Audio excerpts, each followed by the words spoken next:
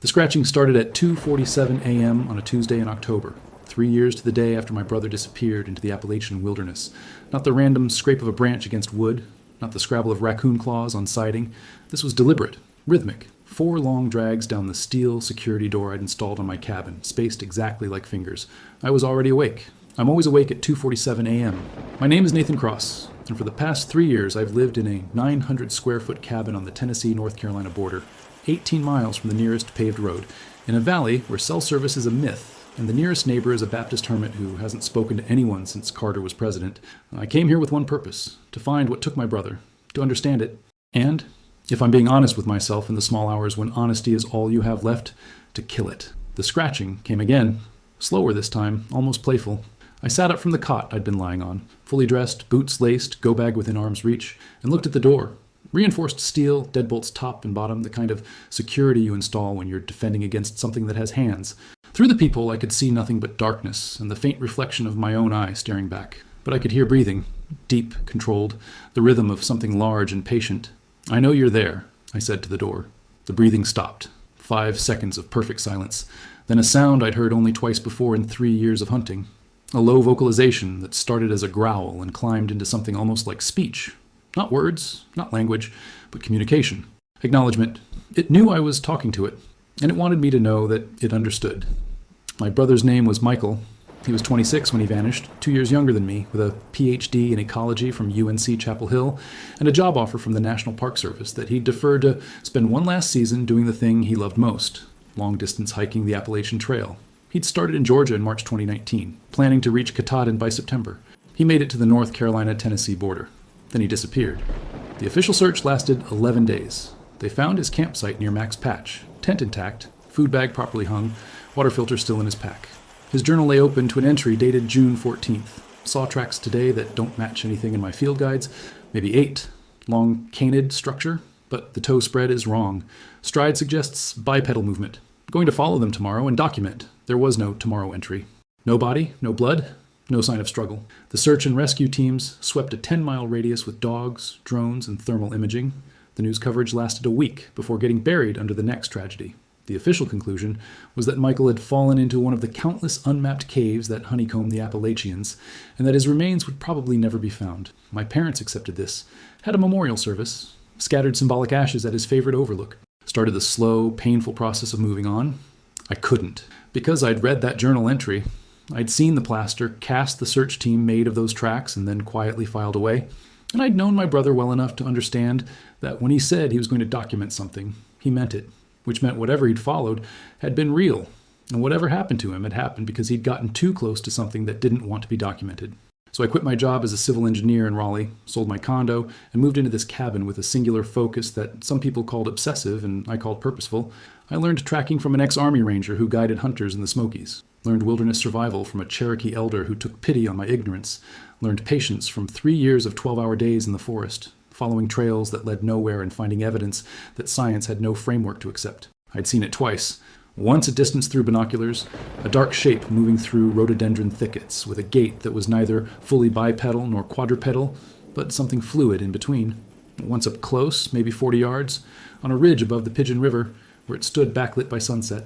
7 feet of muscle and dark fur and a skull that suggested canine ancestry, but wrongness in the proportions, in the intelligence of how it watched me watching it.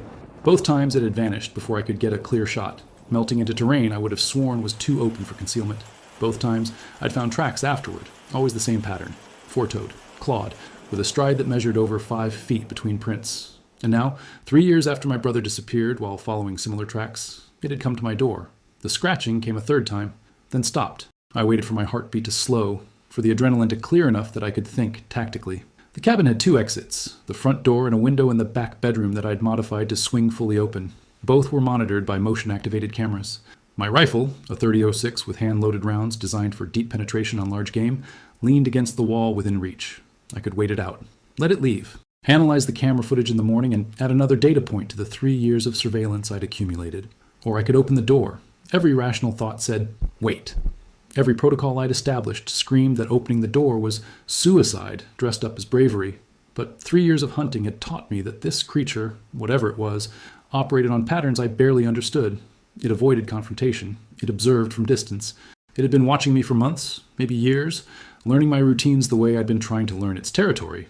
And now it was here, at my door, on the anniversary of Michael's disappearance, scratching in a pattern that felt less like threat and more like, what, communication? Challenge? Invitation? I picked up my rifle, chambered around, and opened the door. The porch was empty.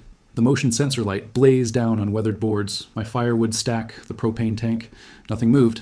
But at the edge of the light, where gravel met forest, I saw them. Fresh tracks, still sharp-edged in the soft earth. And beyond the tracks, hanging from a low branch of the oak tree that shaded my porch, something that made my breath catch. Michael's backpack. The same North Face model he'd been carrying when he disappeared, faded by 3 years of weather, torn in places, but unmistakable. I stepped onto the porch, rifle raised, scanning the tree line. The forest stared back with the infinite patience of something that had existed before humans named it, and would exist long after we were gone. "Where is he?" I called into the darkness. "Where's my brother?" No answer. Just the whisper of wind through the leaves and the distant sound of the creek running over stones. I walked to the oak tree, rifle never lowering, and pulled down the backpack. It was heavier than it should have been. I opened it with shaking hands and found Michael's journal, waterlogged but readable, his field guide to Appalachian flora, pages swollen and warped, his camera, lens cracked but memory card intact, and at the bottom, wrapped in what looked like deer hide, something I had no context for. A bone, human femur, by the size and shape, weathered but intact. I sat down on my porch steps, rifle across my knees, backpack beside me, and understood 3 things with crystalline clarity. First, that Michael was dead. The part of me that had clung to hope, despite all evidence, finally released its grip. Second, that whatever had taken him had kept his belongings for 3 years before choosing this specific night to return them. Third, that this was an answer to a question I'd been asking through my presence here, my tracking, my tireless searching. Not the answer I wanted, but an answer nonetheless. I looked up at the tree line and spoke into the darkness. "Thank you." The words felt inadequate and perfectly appropriate at once. In the distance, barely audible, I heard it. That same vocalization climbing from growl to something almost musical. Not threat, not warning. Acknowledgement. I didn't sleep that night. Sat on my porch until dawn broke over the ridgeline, turning the forest from black to gray to green, the backpack beside me like a memorial stone. When there was enough light to see by, I spread Michael's belongings across my kitchen table with the careful reverence of an archaeologist handling artifacts. The journal was the key. Water damage had blurred some entries, but Michael's precise handwriting remained legible through most of it. I'd read his earlier entries 100 times. They'd been part of the evidence file the search team had compiled. But these later entries, the ones written in the days before he disappeared, I'd never seen. June 12th, 2019, mile 347. Camped near Standing Indian Mountain. Met a section hiker today, older guy, maybe 70, who warned me about going off trail after dark. Said these mountains have old residents who don't like company. I smiled and nodded. You meet all kinds on the trail. But he grabbed my arm before I left and said, "I'm serious, son. Some things up here walked these ridges before the Cherokee. They're still here, and they remember." June 13th, 2019. Found something today that's got me excited and unsettled in equal measure. Tracks near a creek crossing, fresh from last night's rain. Canid pattern, but wrong. Too large, measured at 8.2 heel to toe. Stride length suggesting bipedal locomotion. 4.5 to 5 feet between prints. Claw marks deeper than any wolf. Toe spread indicating grasping capability. I know what this sounds like. I know what I'll sound like if I report this. But I've been studying animal locomotion for 6 years. This doesn't match any known species. I'm going to follow them tomorrow. Document everything. If this is real, if there is an undiscovered large predator in the Appalachians, this could be the most significant wildlife finding in North American history. June 14th, 2019. Followed the tracks for 3 miles today, mostly along ridge lines and game trails. They're strategic. Whoever made these stays and cover uses terrain for concealment, avoids open areas. The tracks led to a cave system I'm not finding on any maps. Entrance hidden behind a rockfall, but clearly used regularly. Scat deposits nearby, mostly deer remains, and small mammals. No human refuse. I set up a trail camera 50 yards from the entrance. I'm going to stake it out tonight from an elevated position. Part of me knows this is stupid. Part of me can't walk away. If you're reading this, and I'm not around to explain, I wasn't reckless. I was careful. But I also believe some discoveries are worth the risk. That was the last entry before the page I'd seen in the search report. After that, blank pages. Whatever Michael had discovered, whatever he documented with his camera, had ended his journal along with everything else. I turned to the camera. The lens was cracked, the body dented like it had been dropped or thrown, but the memory card slot was intact. I pulled the card and inserted it into my laptop, hands trembling with a mixture of hope and dread. Tool photos. The first 400 were standard through-hiker documentation. Trail vistas, wildflowers, a black bear at distance, selfies at mile markers. Beautiful and ordinary and heartbreakingly alive with my brother's enthusiasm for the natural world. Then photo 401. Taken at dusk, from an elevated position, probably the stakeout spot Michael had mentioned. The subject was partially obscured by rhododendron, but unmistakable in silhouette. A large bipedal figure, dark-furred, with a pronounced muzzle and ears that stood erect. It was facing away from the camera, apparently unaware it was being photographed. Photo 402 showed the same figure turning, as if it had heard something. The angle revealed more of the head structure, elongated, wolf-like, but with a skull capacity that suggested something beyond simple canid cognition. Photo 403 was blurred, as if the camera had been moving, or as if Michael had been moving, running maybe. Photos 404 through 412 were darkness and motion blur, the kind of shots you get when a camera is still clicking as it falls or gets knocked aside. But in photo 409, illuminated by the camera's flash, there was a single clear image, a clawed hand reaching toward the lens, five-fingered, articulated, with an opposable thumb. I sat back from the laptop, nausea rolling through my gut. This was what Michael had found, this was what he'd documented, and this was presumably the last thing he'd seen. But then, why return his belongings? Why wait 3 years? And why return them to me specifically, when the creature, I had to start calling it something, and creature felt less loaded than the local folklore term Dogman, had every reason to stay hidden, to let the mystery of Michael's disappearance remain unsolved? I spent the rest of that morning analyzing the photos, cross-referencing the metadata with topographical maps. Michael's camera had GPS tagging enabled. Photo 401 was taken at coordinates that placed him approximately 4 miles northeast of my current cabin, in a section of the Pigeon River Gorge that was too steep and densely vegetated for casual hiking. I'd been within 4 miles of my brother's last known location for 3 years and never knew it. By noon, I'd packed a day kit, GPS, camera, binoculars, first aid, water filtration, 2 days of food in case I had to overnight, my rifle. And Michael's journal, because something about carrying it felt right, like bringing him along for the end of the journey he'd started.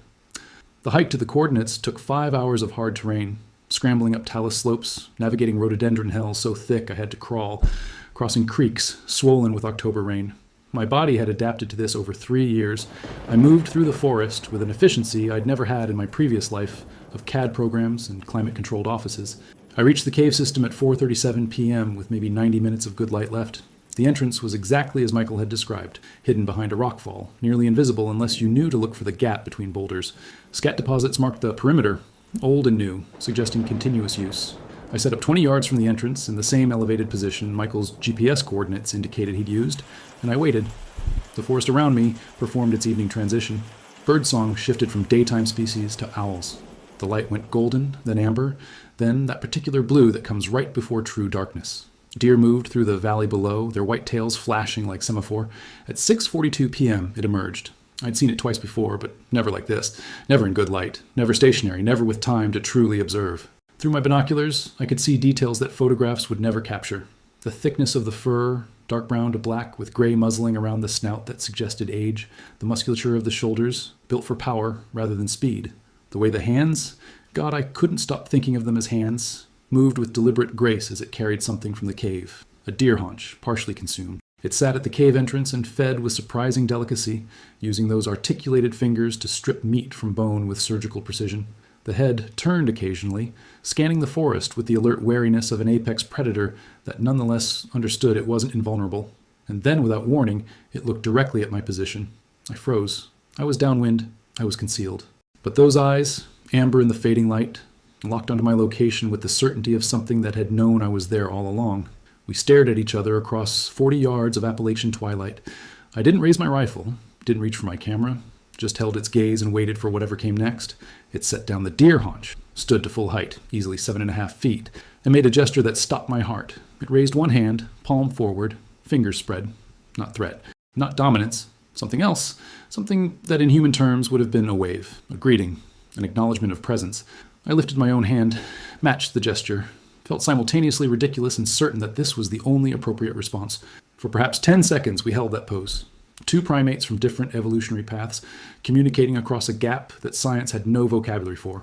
Then it turned and walked back into the cave, the deer haunch forgotten at the entrance. I stayed in position until full dark, my mind racing through implications I wasn't ready to accept. Finally, I hiked back to my cabin by headlamp, the beam cutting through darkness that felt less threatening than familiar. Back home, I pulled up every piece of evidence I'd accumulated over 3 years. Trail camera photos, track casts, hair samples I'd sent to labs under false pretenses, behavioral observations, and now Michael's documentation. A pattern emerged that I'd been too focused on hunting to see. This wasn't a simple predator. This was an intelligent, possibly tool-using species that had developed not just behavioral strategies for avoiding humans, but what appeared to be ethical frameworks around interaction. It had taken Michael, that was certain, but it had also kept his belongings, preserved them, and returned them on a significant anniversary to the person most likely to understand their meaning. That wasn't predation. That was something else entirely. I didn't return to the cave the next day, or the day after. Instead, I sat in my cabin and did what I should have done 3 years ago. I tried to understand, rather than hunt. Michael's journal became my primary text. Reading it again with the knowledge of what he'd found, I could see the progression of his thinking, from casual curiosity to scientific fascination to something approaching awe. He'd recognized, even in those last entries, that he was witnessing something extraordinary, something that demanded documentation but also respect. The question that haunted me was simple. What happened after photo 412? I constructed scenarios. Maybe Michael had gotten too close and triggered a defensive response. Maybe he'd fallen during the chase and the creature had simply, what? Finished him? But then why preserve his belongings? Why not scatter or destroy the evidence? Or maybe, and this thought was harder to sit with, maybe Michael's death had been accidental. A fall, a heart attack, something natural that happened in the presence of the creature but not because of it. And the creature, demonstrating intelligence and possibly even something like respect for the dead, had collected his belongings and kept them until someone came looking. Until I appeared and spent 3 years demonstrating the same careful observation that Michael had shown. On the 4th day after the backpack's return, I made a decision. I loaded a pack not with hunting gear but with offerings. Dried venison from my last deer, fresh apples from the small orchard behind my cabin, a wool blanket, things that might communicate peaceful intent. I hiked back to the cave system and left the pack at the entrance in plain view. Then I retreated to my observation point and waited. 3 hours passed. The pack sat untouched. I was about to pack out when I heard movement from inside the cave. Not the creature, but something smaller. A shape emerged into the late afternoon light. Juvenile, maybe 4 feet tall, covered in lighter brown fur with the gangly proportions of adolescence. It approached the pack cautiously, sniffed it, then looked back toward the cave as if seeking permission. A deeper shadow moved in the cave mouth, the adult watching. The juvenile opened the pack with surprising dexterity, pulled out an apple and bit into it. Then it did something that made my throat tight. It took the apple back toward the cave and offered it to the adult. I watched through binoculars as the adult took the apple, examined it, and then handed it back to the juvenile. Teaching moment. Lesson in accepting gifts, or maybe lesson in caution around human offerings. The juvenile consumed the apple, then returned to the pack and pulled out the venison. This, it didn't eat. Instead, it carried the entire package into the cave. The blanket followed. Then both figures disappeared into the darkness, leaving only the empty pack. I waited until dusk, then approached the cave entrance.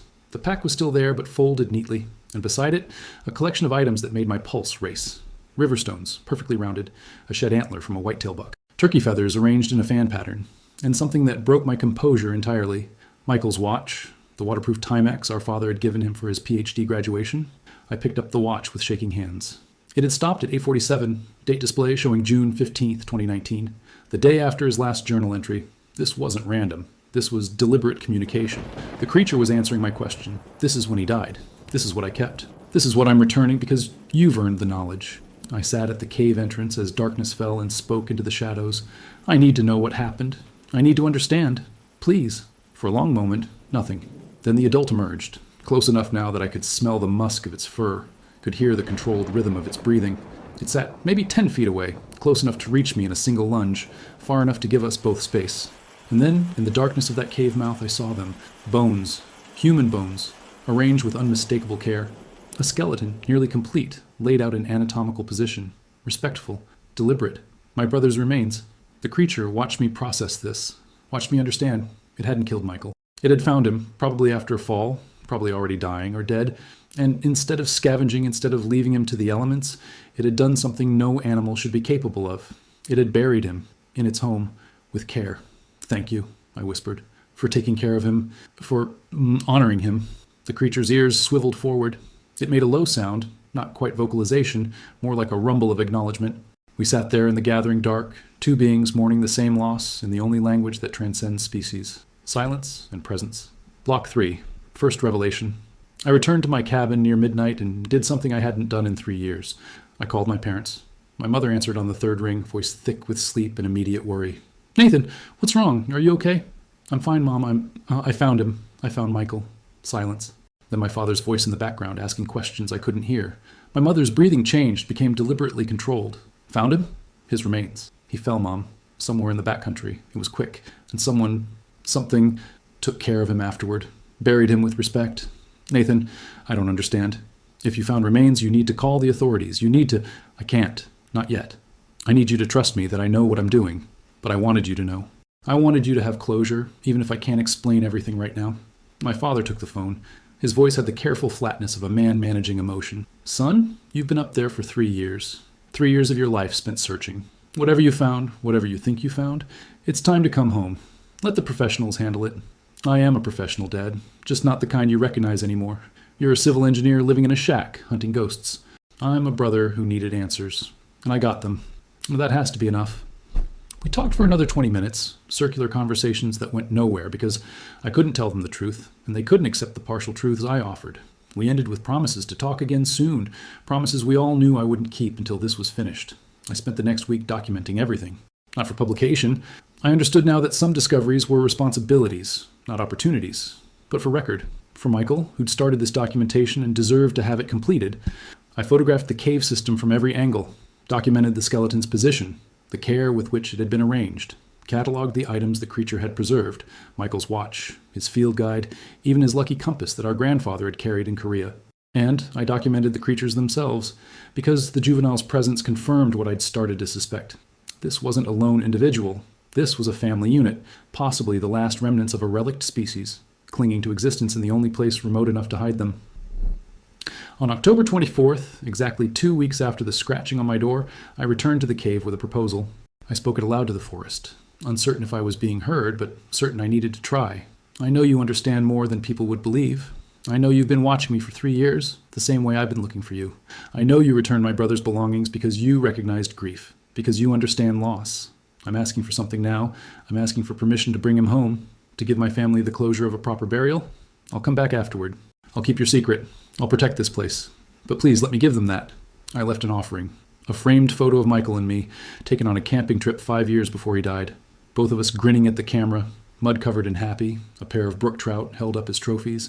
Then I hiked back to my cabin and waited. 3 days passed, with no sign, no tracks, no scratching at the door, no indication I'd been heard. On the 4th morning, I found the cave empty. The skeleton was gone.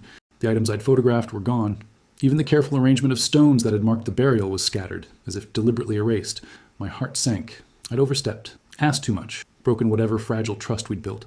Then I saw it. A trail. Not subtle, not concealed the way the creature usually moved, but obvious.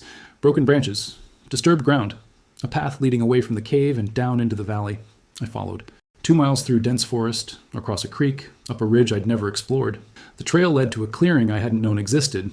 A small meadow surrounded by old-growth oak and maple where sunlight broke through the canopy and cathedral shafts. In the center of the clearing, laid out on a bed of soft moss, Michael's skeleton, arranged with the same care as in the cave, and beside it, the creature, the adult, sitting vigil. We looked at each other across that sunlit clearing, and I understood.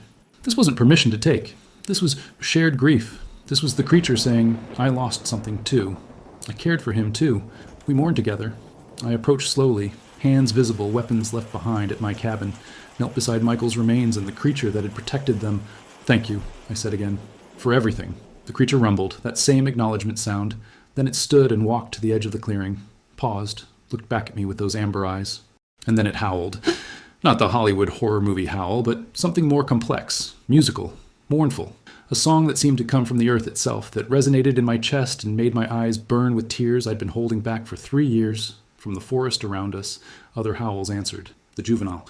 And others, 2 more voices at least, carrying harmonies that suggested pack structure, family bonds, cultural transmission of something like music. They were saying goodbye to Michael, to the human who'd stumbled into their territory and died there, the human they'd honored instead of consumed. When the howling faded, the creature turned and disappeared into the forest. I heard the juvenile's lighter footfalls following, then silence. I sat with Michael's remains for an hour, maybe more, said the things I'd needed to say for 3 years, made my own goodbye. Then I carefully gathered the bones, wrapped them in the blanket I'd brought, and carried my brother home. The official report I filed with the North Carolina State Medical Examiner was simultaneously truthful and incomplete. Human remains discovered in remote section of Pigeon River Gorge. Identification confirmed through dental records as Michael Cross. Cause of death consistent with catastrophic fall trauma. Evidence suggesting approximately 3 years post-mortem. I didn't mention the cave, didn't mention the careful burial, certainly didn't mention what had done the burying. The ME, a tired woman in her 50s who'd probably seen every variation of Appalachian death, studied me across her desk. "You've been looking for your brother for 3 years?" "Yes. And you just happened to find him now."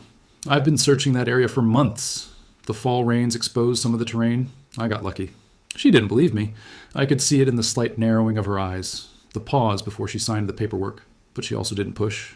Maybe she'd seen enough grief to recognize when someone needed their mysteries. "He can be released to your family in approximately 2 weeks, pending final reports." "Thank you." I left her office and drove to my parents' house in Asheville, 3 hours of winding mountain roads that gave me time to prepare for conversations I had no script for. My mother opened the door and pulled me into a hug that felt like it might crack my ribs. "You found him. You actually found him." "I did." My father stood behind her, older than I remembered, grief written in the new lines around his eyes. "The ME called. Said you'd been searching that area for months. Nathan, you've been up there for 3 years?" "I searched a lot of areas." "Son, I need to ask you something, and I need you to be honest." He led me to the living room, the same furniture I'd grown up with, photos of Michael and me at various ages covering every surface. "Are you okay? Mentally, I mean? This obsession, it wasn't obsession, it was purpose.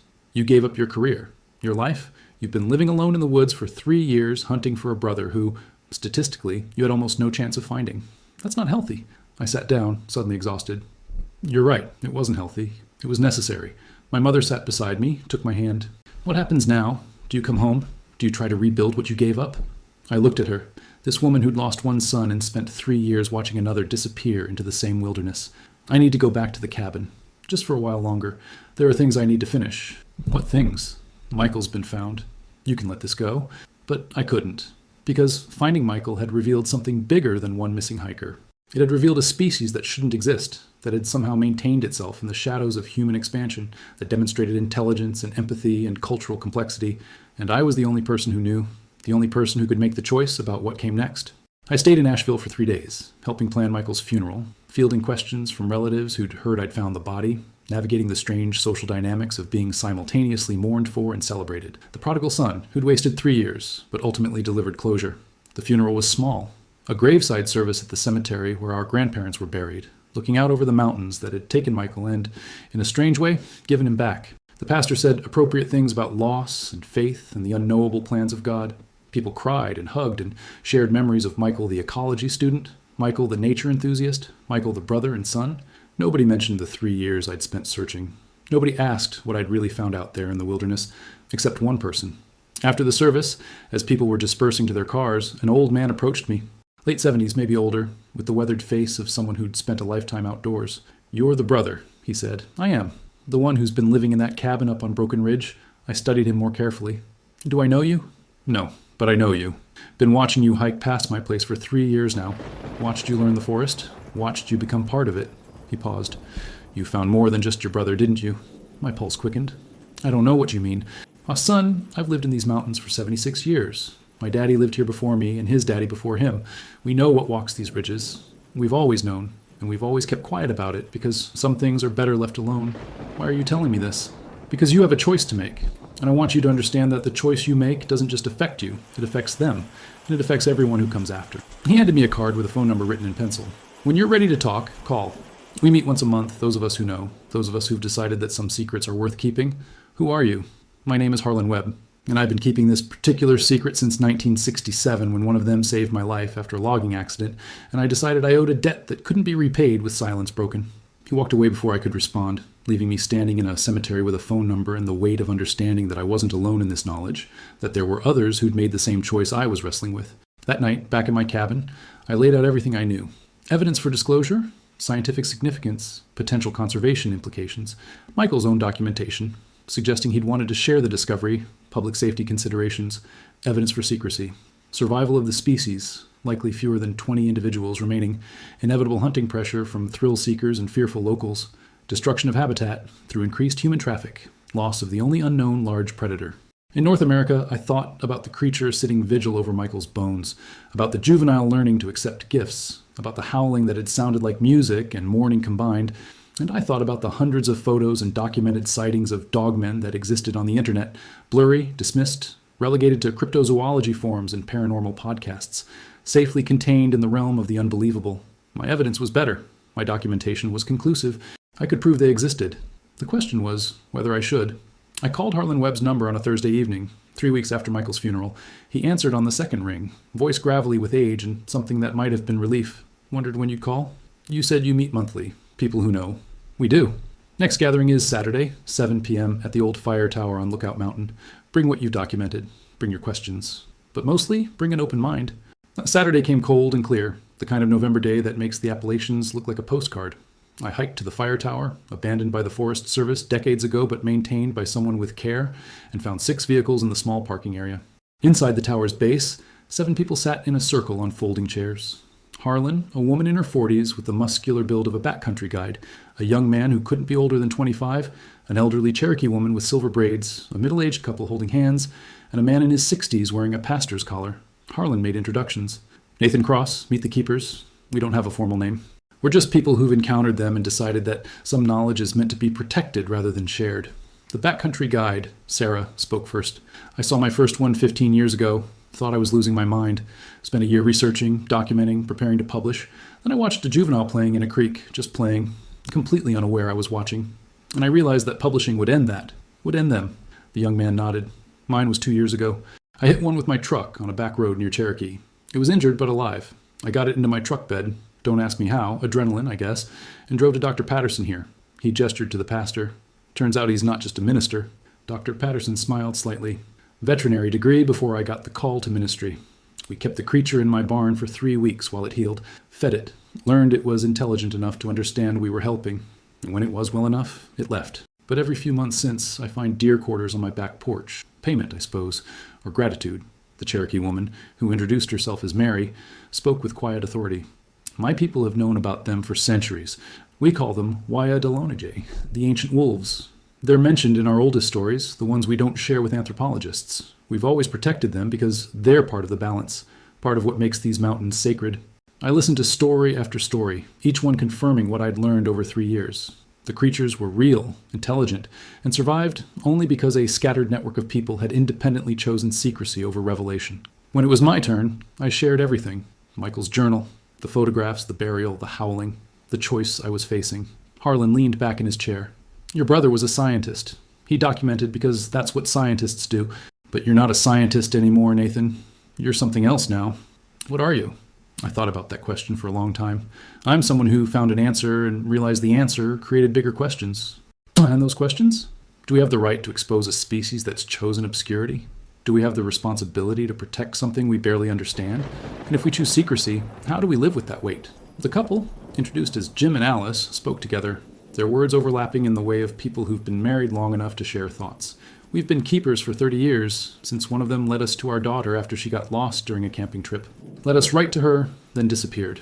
We've carried that secret for 3 decades. And the weight? I asked. Alice smiled sadly. You get used to it, or it gets used to you. Either way, it becomes part of who you are.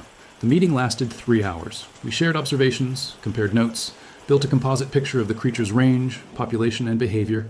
The estimates were grim. Maybe 20 individuals across the entire Appalachian range, from Georgia to Maine. A species on the edge of extinction, surviving only through intelligence and the inadvertent protection of people like us. As we prepared to leave, Mary pulled me aside. Your brother's death wasn't meaningless. He found them. He documented them. And through his death, you found them too. That's not coincidence. That's pattern. The universe, or the mountains if you prefer, put you where you needed to be. But what do I do with that? You honor it? You become a keeper.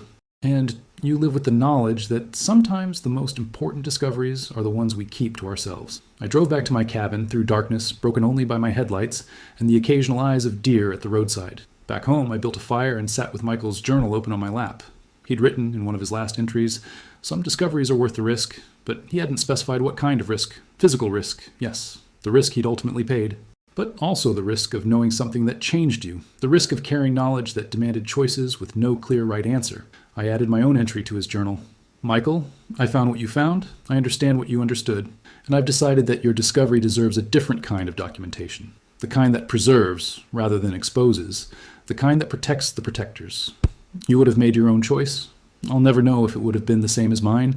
But I hope, wherever you are, you understand why I'm choosing secrecy. Why I'm becoming a keeper.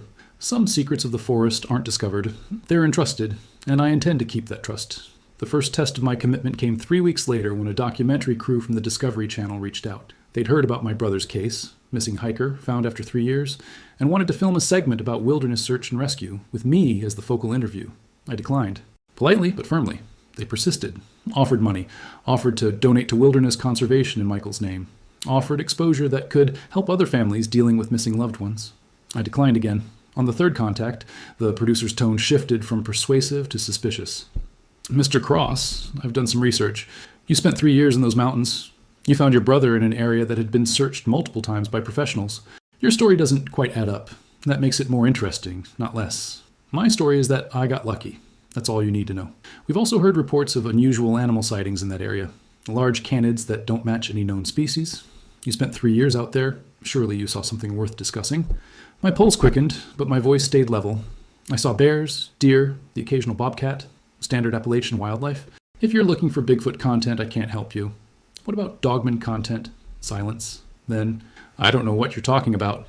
There's a whole community online that tracks these sightings. Someone posted about seeing a large bipedal canine near the Pigeon River Gorge last month. That's your area, isn't it? The internet is full of stories. Doesn't make them true? No, but it makes them interesting. And interesting is what we do. I hung up. Then I called Harlan. They're sniffing around, I said. Documentary crew. They've connected Michael's case to local sightings. They do this every few years. Best response is no response. They lose interest when there's no story to tell. And if they don't, then we make sure there's nothing for them to find. I'll spread the word. Everyone needs to be careful for the next few months. No sightings, no tracks, complete dormancy. But controlling human witnesses was one thing. Controlling the creatures was another. 2 nights later, I woke to scratching at my door. The familiar pattern. Deliberate, communicative. I opened it to find the juvenile standing on my porch, closer than any of them had ever ventured, with blood matting the fur on its shoulder. It looked at me with eyes that were terrifyingly human in their plea. I've done a lot of things over the past 3 years that my former self would have found insane. But bringing a wounded cryptid into my cabin and performing field surgery with a veterinary kit I'd assembled just in case, that redefined the scale.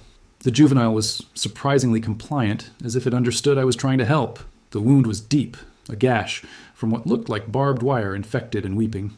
I cleaned it, debrided the dead tissue, and sutured it closed while the creature made soft, pained sounds that broke my heart. Through it all, I talked. You need to tell your family to stay hidden for a while.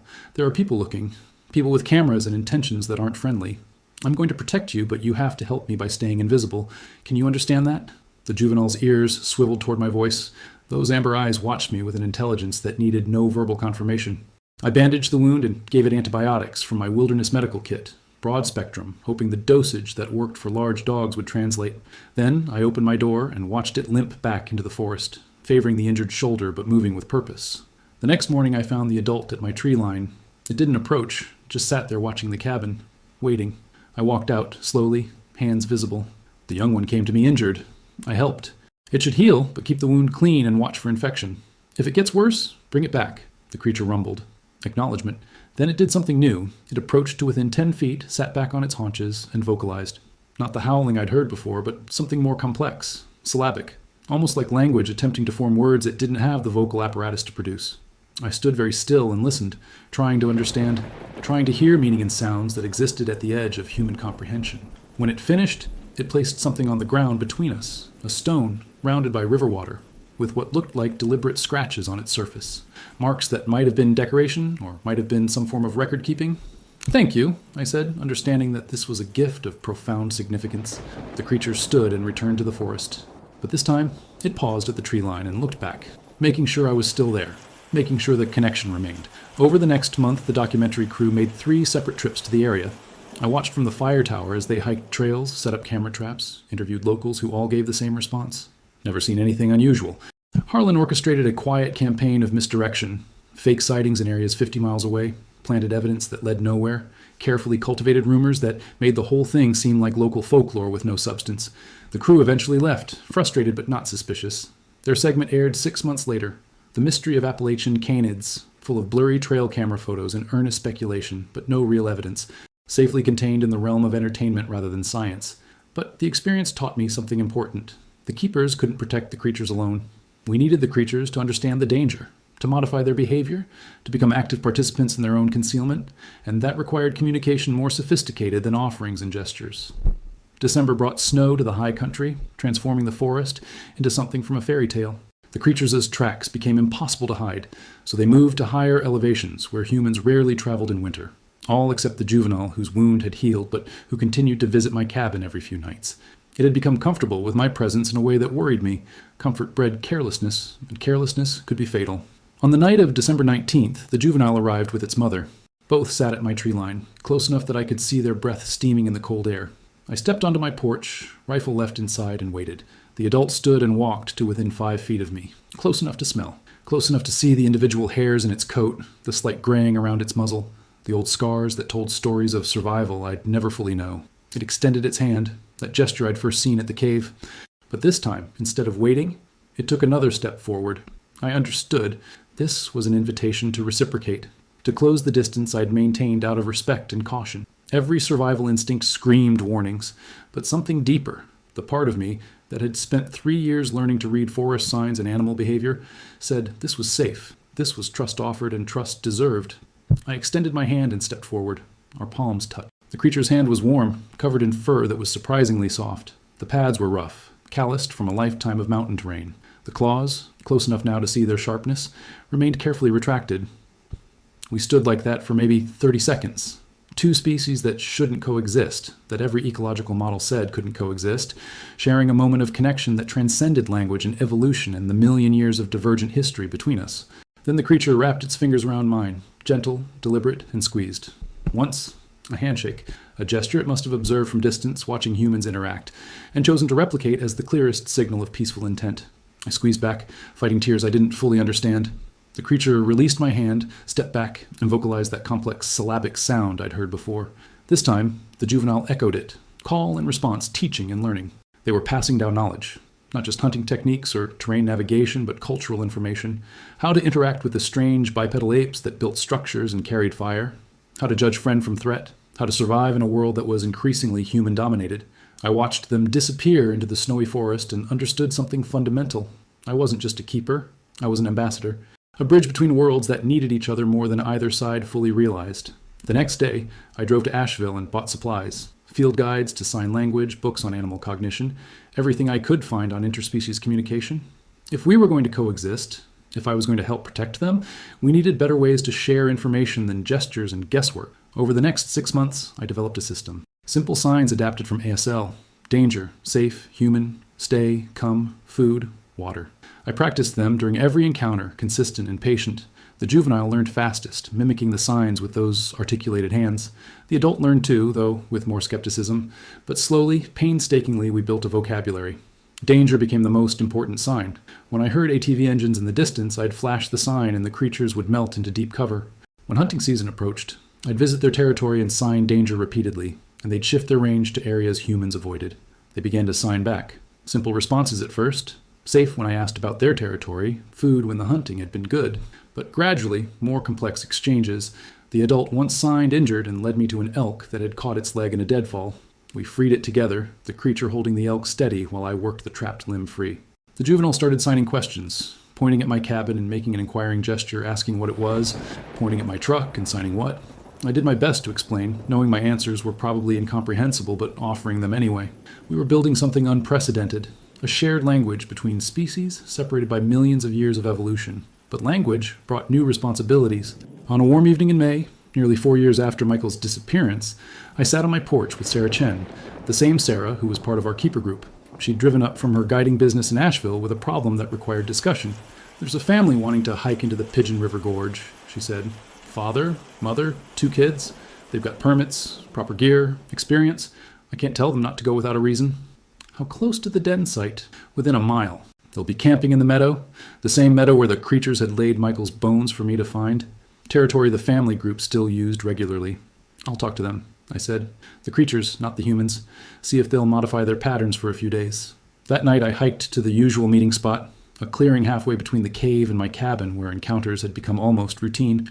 The adult and juvenile appeared within 20 minutes, comfortable enough now that the juvenile approached to within arm's reach. I signed the situation. Humans coming, danger to you, need you to stay hidden. The adult watched my signs, then responded with a gesture I didn't recognize. It beckoned me to follow. We walked through the forest in the darkness, the creatures navigating with ease while I stumbled behind with my headlamp. After 30 minutes, we emerged at a ridge I'd never explored, north-facing, steep, inhospitable even by Appalachian standards. The adult gestured around the area, then signed something that took me a moment to interpret. We go here, safe from humans. They were proposing a solution, temporary relocation while the hiking family passed through, self-management of the coexistence problem. I signed yes, good, and felt a swell of something that might have been pride or might have been grief for what this meant, that they'd learned to hide from us so well that even their refuge required planning. The hiking family came and went without incident, saw black bears, photographed wildflowers, left with memories of pristine wilderness, and no idea that they'd camped within a mile of the most significant zoological discovery of the century. The creatures returned to their normal territory 2 days later. Life continued in its careful balance. It's been 5 years now since Michael disappeared, 4 years since I found his remains, and made my choice to become a keeper. In that time, the network has grown, quietly, carefully. We now number 43 people across 6 states, all of us carrying the same secret, all of us committed to the same protection. The creatures have adapted too. The juvenile is nearly adult-sized now, learning the careful dance of existing near humans without being seen. We've documented what we think is a second family group in the Smokies, and possible individuals in Virginia and West Virginia. The population remains critically low. One bad winter, one disease outbreak, one too curious hunter could end them, but they persist, and we persist in protecting them. I still live in the cabin, still work as a wilderness guide, using my job to monitor human traffic and provide early warning when necessary. My parents have stopped asking when I'm coming home. They've accepted that this is my home now, though they don't understand why. Only Sarah knows the full extent of it. She's seen the communication, witnessed the sign language exchanges, helped develop the protection protocols. On quiet nights, we sit on my porch and wonder what future historians will make of us, the people who found something extraordinary and chose to keep it hidden. Do you think Michael would approve? She asked me once. I thought about his journal, his passion for discovery, his scientific commitment to documentation and sharing knowledge. I think Michael would have struggled with the same choice, and I think he would have understood why I made it. The creatures visit less frequently now, not because their relationship has deteriorated, but because it's matured. We've found equilibrium. They know I'm here if they need help. I know they're there, surviving against odds that should be impossible. Last week, the adult, I've privately named her Artemis, though I've never spoken the name aloud, brought the now-grown juvenile to my cabin. They sat at the tree line, and the juvenile signed a complex sequence I'd never seen before. With Sarah's help, I interpreted, "You helped me when I was hurt. I remember. I will help you if you need." A promise, a compact between species, a recognition that coexistence requires reciprocity. I signed back, "I will always help you. You are worth protecting." They sat for a while longer, then melted into the forest. But before she disappeared, Artemis turned back and made one final sign, a gesture we'd developed together, one that had no equivalent in human sign language. Gratitude mixed with trust. Partnership across the unbridgeable distance between species. Sometimes people ask me if I regret giving up my career, my life in the city, my chance at normalcy. They look at my cabin, my solitary existence, my strange dedication to wilderness that seems excessive even by Appalachian standards. I tell them I found what I was looking for. I tell them Michael's death taught me that some questions are worth pursuing regardless of cost. What I don't tell them is that I found something bigger than closure. I found purpose and protection. I found meaning in silence. I found that sometimes the most important work is the work no one ever knows about. Michael's journal sits on my shelf next to the journals I've kept for 4 years. Someday, maybe 50 years from now, maybe 100, someone will read them and understand what we were protecting, what we chose to keep hidden so that it could continue to exist. Until then, I keep the watch. I maintain the silence. I guard the guardians. There are still places in this world where mystery persists, where the boundary between known and unknown remains permeable, where careful observers can witness miracles that demand discretion rather than publication. The Appalachian Mountains hold their secrets close, and some of us have learned to do the same.